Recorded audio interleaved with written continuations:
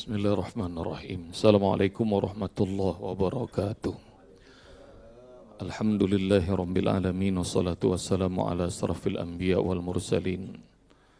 Sayyidina wa habibina wa syafi'ina wa maulana Muhammadin sallallahu alaihi wasallam wa ala alihi wa sahbihi ajma'in.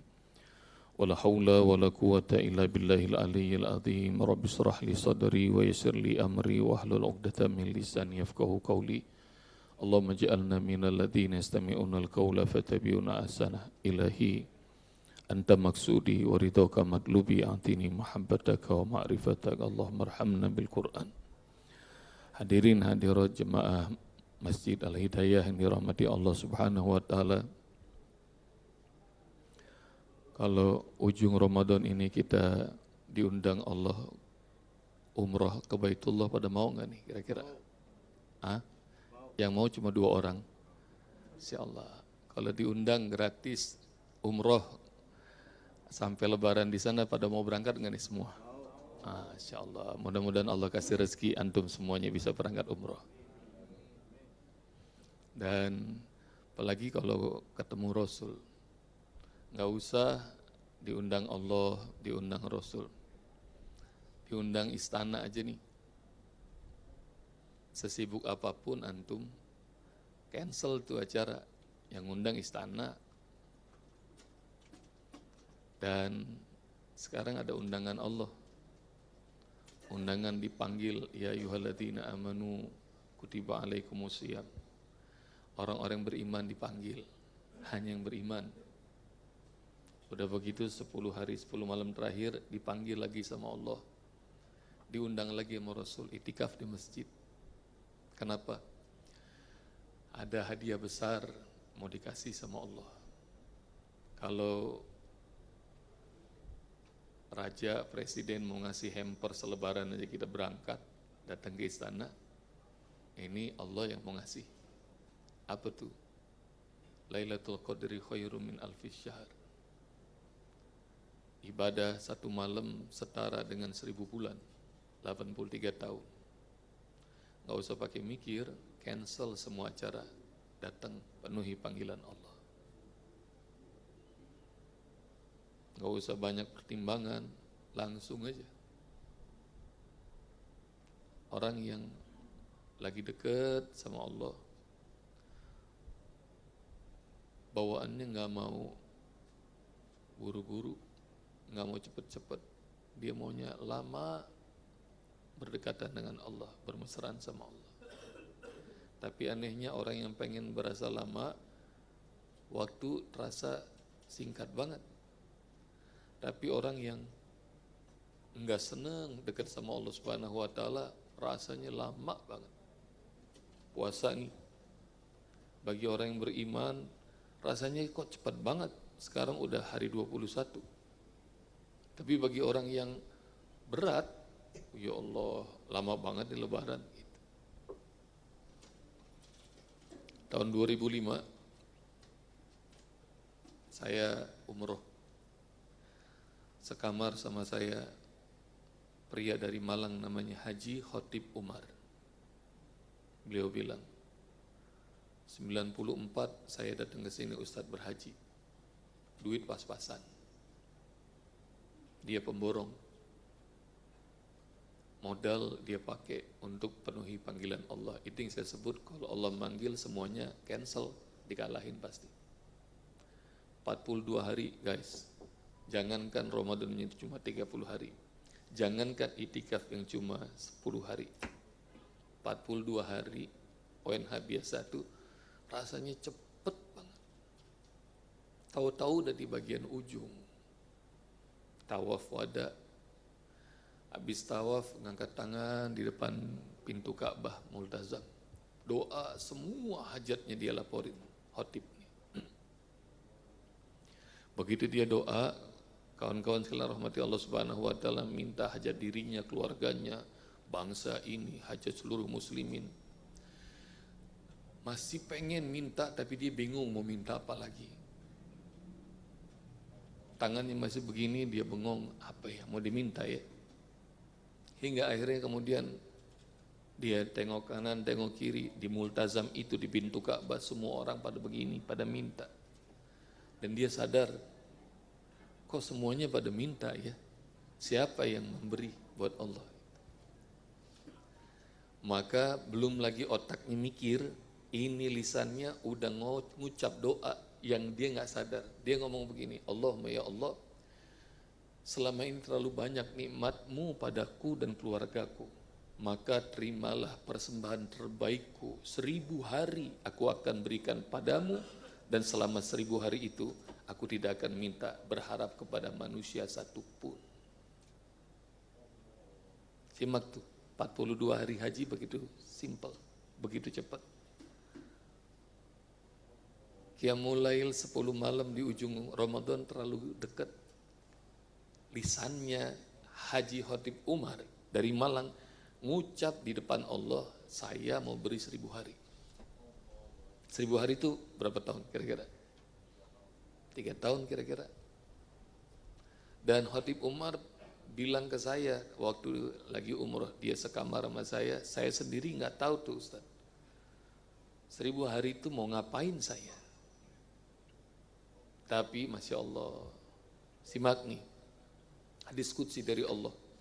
Kalau hambaku datang kepadaku 1 jengkal, aku datang kepadanya 1 hasta. Kalau hambaku datang 1 hasta padaku, aku datang 1 depa. Wa idza aqbala ilayya yamshi, kalau dia datang kepadaku jalan, aqbaltu ilaihi harwal, dan aku berlari menghampirinya. Hadis qudsi ini ngasih tahu kepada kita bahwa pertolongan Allah itu datangnya lebih cepat, lebih kencang daripada niat amal soleh kita. Allah tolong buat semua orang yang makin dekat sama Allah. Saya nggak ngerti, saya mau ngapain 1000 hari itu. Tapi saya janji mau ngasih buat Allah.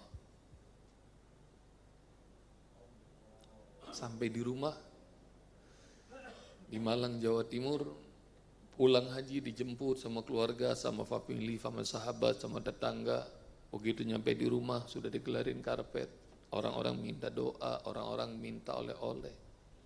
Dan di antara semua yang hadir tiba-tiba kaget saya, ada tetangga sebelum berangkat saya haji, dia sehat-sehat aja. Datang hari itu dipapa sama anak-anaknya, mati sebelah badan, stroke. Dan begitu duduk di depan saya didudukkan, semua yang sebelah kanan ini mati, mata kanan mati, mulut sebelah kanan mati, tangannya, kakinya mati. Didudukin, sonjorin di depan saya di karpet, dan kaki kanannya nggak bisa nekuk. Lalu kemudian dengan mulutnya cuma sebelah, itu tetangga ngomong, Haji Khatib doain saya. Khatib tuh Pak, Bu, dia ini pemborong, bukan ulama, bukan kiai, bukan ustadz.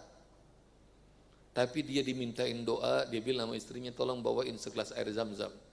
Maka begitu air zam-zam dibawain, dia doa khusyuk, minta sama Allah, tahu yang menyembuhkan Allah. Maka begitu selesai doa, kata Khatib, dek tolong minumkan ke bapak. Maka dibacakan basmalah, diminumin. Dan Masya Allah Ustadz, itu hari pertama dari 1000 hari yang saya mau kasih pada Allah. Tiba-tiba mulut ini Allah gerakan, dek tolong tuh celananya bapak gulung, saya mau lihat. Maka digulung celananya, kaki kanannya, begitu digulung ikhwatal iman rahmati Allah, kaget saya Ustadz, kata Khatib kepada saya nih ceritanya. Mata ini ditunjukin sama Allah, semua urat saraf, aliran darah yang bermasalah itu kelihatan jelas tanpa alat apapun. Lebih dahsyatnya lagi, tiba-tiba telunjuk saya datang tuh ke tempat yang bermasalah, saya sentuh, dengerin, sentuh, bukan pijit, disentuh sama Khatib. Waktu disentuh ikhwatal iman rahmati Allah subhanahu wa ta'ala, maka begitu saya sentuh, dia bilang, Haji Khatib, kok enakan? 2-3 kali atas izin Allah dia datang, alhamdulillah sembuh Ustaz. Sejak saat itu di Malang ramai nih, ada haji baru pulang dari tanah suci bisa nyembuhin penyakit. Maka setiap hari selama 1000 hari itu, awalnya sedikit, lama-lama puluhan, ratusan, ribuan orang setiap hari ngantri berobat. Dan Khatib Umar ngomong ke saya, selama 1000 hari itu Ustaz, yang saya niatin memberi terbaik buat Allah, 2 orang mantan Presiden RI datang ke rumah Khatib untuk berobat. Siapa kita? Siapa di antara kita yang rumahnya didatengin sama presiden?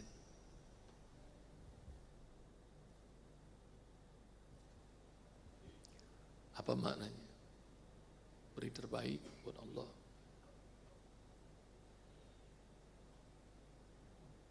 Kalau Allah panggil, datang.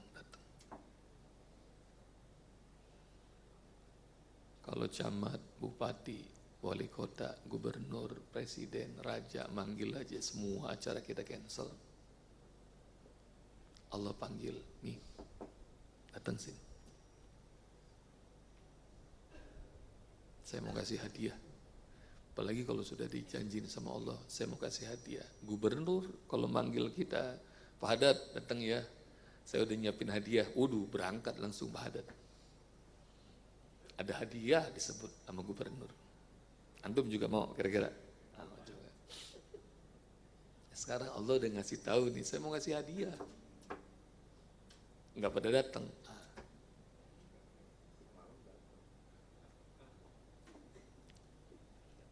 Udah segini aja kali ceramahnya. Hah? Lanjut apa jangan?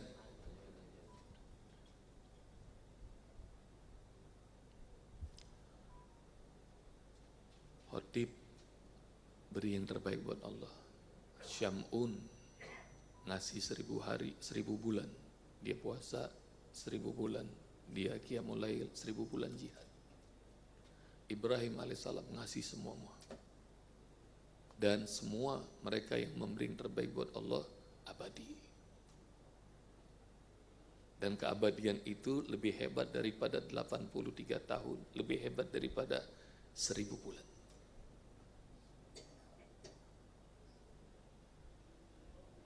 Saya diundang ke Tanah Karo, Sumatera Utara. Muslimin di sana minoritas. Ya minoritas. Sedikit. Dan kadang-kadang masuk Islam, besok udah ustadz nggak ada, udah nggak ada yang ngasih bantuan, datang pendeta jadi Kristen. Ntar kalau ustadz datang lagi bawa bantuan, Islam. Itu. Mainlah kalian silaturahim ke Tanah Karo. Dan di Indonesia ini masih banyak yang kayak begitu. Muslim yang tergantung siapa yang bantu. Saya diundang sama kawan-kawan LSDI, Lembaga Sosial dan Dakwah Islam. LSDI ini, kawan-kawan sekalian,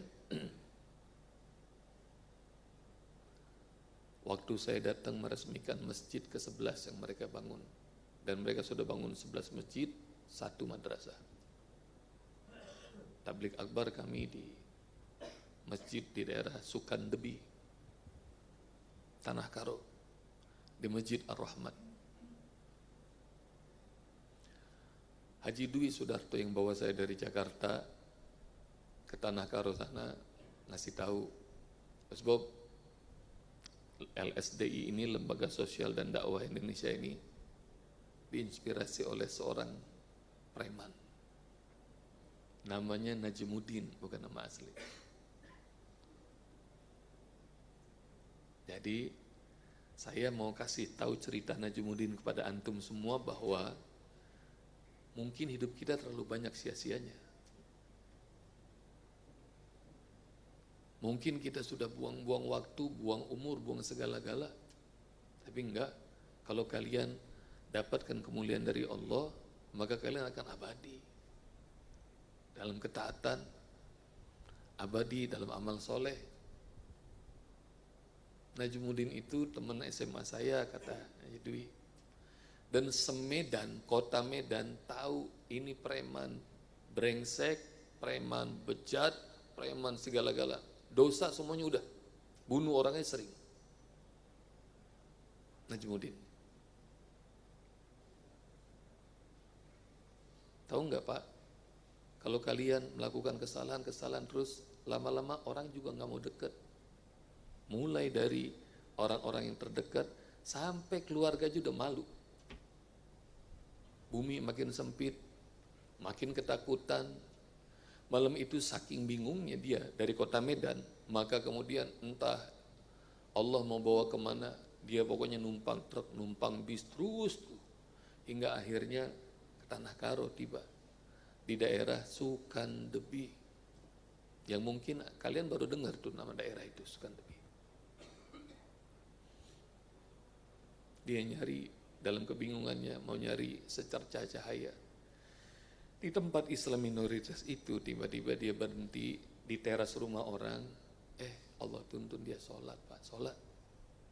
Waktu dia sholat, warga yang pernah tahu tentang sholat ngeliatin nih siapa stranger, orang asing, maka kemudian pada datang. Begitu dia salam, warga bilang, Pak, boleh nggak ajarin kami sholat kayak gitu? Maka ini preman bangsat ini kaget, dia diminta ngajarin sholat, semampunya sebisanya dia ajarin orang-orang yang nggak tahu Islam itu. Maka Masya Allah, kumpul, ngajarin, mulai baca Al-Fatihah, ngajarin gerakan sholat. Sejak saat itu Najmuddin yang preman bangsat ini dipanggil Ustad. Langsung jadi Ustad. Berangkat dah, sono. Sukandebi, Ustad langsung. Dan kawan-kawan sekalian rahmati Allah, tahu apa yang terjadi? Tanah di sana banyak, perkebunan. Dan yang kita paling sering kenal adalah jeruk Medan, tahu kan? Di sana banyak sekali. Dan Masya Allah, itu para petani bilang, Ustadz Najmuddin, kita bikin masjid yuk. Gitu. Maka kemudian, ayo gotong royong mereka bikin masjid pertama, namanya Ar-Rahmat. Mereka itu petani, penghasilannya pas-pasan, tanah mah ada tapi bangunnya itu susah. Maka begitu pondasi mulai dibangun, rahmati Allah, udah kehabisan napas, udah nggak ada lagi duit. Maka bingung gimana caranya, maka dengan HP-nya Najmuddin foto-foto, tak kirim, send, kemana? Ke grup WA alumni SMA saya Ustadz, kata Dwi Sudarto. Maka begitu dikirim, semua kawan-kawan bilang, penipuan macam apa lagi yang dilakukan Najmuddin? Itu. Semua orang gak percaya. Maka Allah gerakin hati saya, kata Dwi nih. Maka saya telepon, Din, serius lu bikin masjid? Serius Wi, katanya. Di mana? Di Tanah Karo. Lu mengawur kayaknya. Jauh banget bikin masjid supaya gak kelihatan kali gitu. Maka datang tuh Dwi. Begitu datang rahmati Allah Subhanahu wa taala, Dwi girang, temennya dapat hidayah, temennya bertobat kayak Wancoy, kira-kira gitu. Tahu nggak Wancoy? Ini kalau ada yang ngikutin Green Boy ini, nah Wancoy deh, Wancoy. Jadi kawan-kawan sekalian rahmati Allah, girang itu Dwi. Maka kemudian Dwi bikin video. Kawan-kawan, Najmuddin beneran nih udah taubat. Dia dipanggil Ustadz di Tanah Karo. Dia bikin masjid gitu. Karena Dwi sudah ngasih endorse, teman-temannya langsung kirim, dang. Maka girang Najmuddin, dia terusin pembangunan. Hingga akhirnya Hotel Lima rahmati Allah mulai itu pilar, mulai tembok bikin, kira-kira baru 60%. Tapi saking girangnya dia ngebangun rumah Allah yang pertama dengan tangannya dia dan masyarakat, tahu yang terjadi? Dia jatuh sakit keras, puskesmas nggak ada yang bisa nanganin karena daerah terpencil, dirujuk nggak ada yang bisa nanganin, dibawa sama masyarakat kemana? Ke rumah sakit di Medan, kota Medan. Dan masuk UGD. Dan ini orang-orang miskin semua nih. Begitu masuk UGD, mana keluarganya? Enggak ada, enggak punya keluarga, tolong ditanganin. Maka kemudian berantem lah tuh, suster medis segala macam, hingga akhirnya kemudian ada apa nih berisik-berisik, ada dokter jaga. Ini Pak, tolong tanganin. Nah, orang Medan itu suaranya kenceng, apalagi orang Tanah Karo. Lebih kenceng lagi suaranya. Maka tapi saat itu BPJS nggak punya, segala macam nggak punya, penjamin nggak punya, warga yang nganter nggak punya duit. Maka kemudian, udah sini, kata dokter jaganya. Begitu dokter jaganya mau periksa Najmuddin, kagak jadi dia. Kenapa Pak? Nggak jadi. Ini preman. Tahu itu dokter. Begitu nggak mau ditanganin, berantem lagi warga. Pak dokter, preman ini sekarang ustadz kami. Insya Allah. Nggak, akhirnya dah diterima, dirawat. Maka Dwi Sudarto datang, nengok, tahu tuh kalimatnya Najmuddin, Wi, aku pengen kali lah sholat di Masjid Ar-Rahmat, mudah-mudahan bisa cepat Wi, katanya. Insyaallah kamu bakal sehat Najmuddin, kamu bakal sholat di Masjid Ar-Rahmat. Tahu nggak Pak, Bu, nggak terjadi. Allah panggil Najmuddin. Preman ini sekalipun belum pernah sholat di Masjid Ar-Rahmat itu. Tapi begitu dia meninggal, Dwi dan semua kawan-kawan berjanji terusin amal solehnya Najmuddin. Ar-Rahmat jadi, masjid berikutnya jadi, sekarang 11. Dan saya nggak tahu apakah sudah nambah lagi 11 masjid dan 1 madrasah di Tanah Karo. Lailatul Qadar itu Allah kasih kemuliaan. Kalau Allah panggil, gak usah pakai mikir, berangkat. Berangkat. Karena enggak semua orang dipanggil. Enggak semua orang dapat undangan. Ya ayyuhalladzina amanu, orang beriman, sini. Kutiba alaikumusiyam, puasa ya di bulan Ramadan. La'allakum tattaqun, agar kalian bertakwa. Udah kita nikmati 21 hari, ya Allah enak banget nih. Terus kata Allah, sini. Aku mau kasih hadiah, kata Allah. Mau nggak? Datang. Di saat banyak muslimah malah datangnya ke mall, ke pasar. Panggilan Allah dikalahin untuk sekedar opor, ketupat, mudik. Hanya mereka yang ngerti Allah mau ngasih hadiah nih. Hadiahnya apa? Keabadian. Khairum min alfi syahr, lebih dahsyat daripada 1000 bulan. Maknanya lebih tuh boleh jadi abadi selama-lamanya.